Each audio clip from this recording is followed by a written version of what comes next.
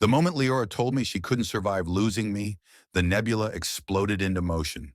The Sithrax lunged, dozens of them, twisting like tornadoes made of shadows and lightning. The air shook with their shrieks. The ground beneath us cracked with every pulse of their energy. Leora didn't hesitate.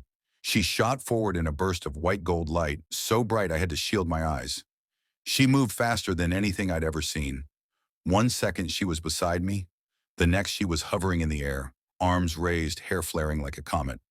The first Sithrak dove at her. She sliced her arm through the air. A blade of pure light erupted from her fingertips, and the creature was split in half with a flash so intense it lit the nebula for miles. Before I could breathe, 3 more spiraled toward me. "Leora!" I yelled. She turned, eyes burning, and thrust a hand toward me. A wave of energy slammed into my chest, not hurting me, but throwing me backward onto a platform of light she summoned under me.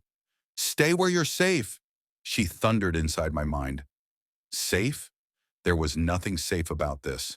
The Sithrax swarmed her, dozens at a time, their shadows wrapped around her arms and legs, tightening, constricting, trying to smother her glow. She screamed, and the nebula itself trembled. Light burst from her body in violent pulses, sending shock waves that cracked the air like thunder.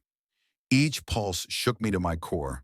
It took everything I had to hold on to the platform, but there were too many of them. One Sithrak broke off from the swarm and darted straight at me. I didn't have time to think. I barely had time to breathe. It hit me like a truck of ice and fire. A cold shock shot through my skull as something tried to push into my mind. I saw flashes, not memories, but something else's hunger. A void begging to swallow every thought I'd ever had. I screamed. Leora's light exploded again. A massive shock wave that vaporized the creature trying to consume me. She teleported, literally teleported, to my side, catching me by the shoulders. "John, are you hurt?" I, I don't know, I choked out. "One of them." It touched my mind. Her face drained of color, pure terror.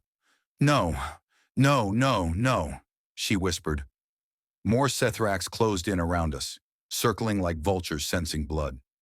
"Leora," I said, voice shaking, "what happens when they touch your mind?" She looked at me with eyes full of fear I'd never seen before. "They leave a mark." "A mark?" "They can track you now," she said. "Forever." I swallowed hard. Behind us, the core pulsed violently, like it was trying to warn us.